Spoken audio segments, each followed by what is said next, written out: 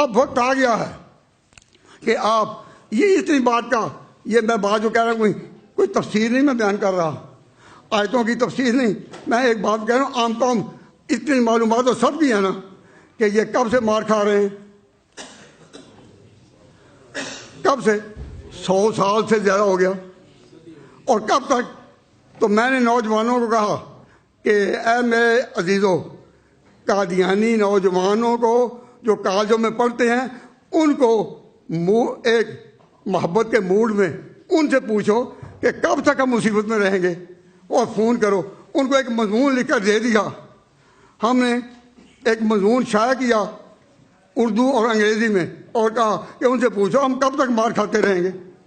تو انہوں نے جب فون کیا بار بار تو کوئی جواب بھی نہ ملا، اور اس نے کہا کہ ہم کب تک مار کھائیں گے۔ جب مجھ کو مجبور کر دیا تو مرزا مسرور نے جوابی میں دعائی طور پر کہا کہ اصحاب کہف بھی تو 300 سال سے ہیں پڑے ہوئے،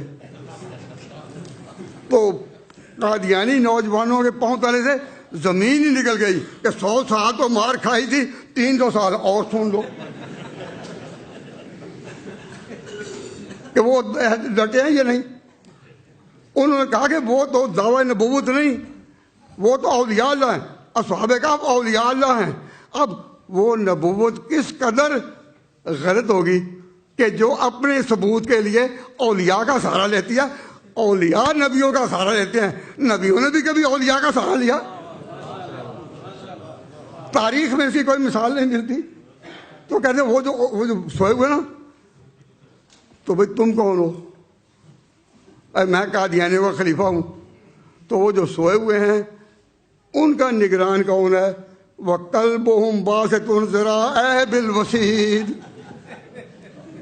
قرآن کہتا ہے کہ جہاں اصحاب کہف اندر لیتے ہیں ان کی نگرانی کے لیے وَقَلْبُهُمْ بَاسِطٌ ذِرَاعَیْهِ بِالْوَسِیدِ۔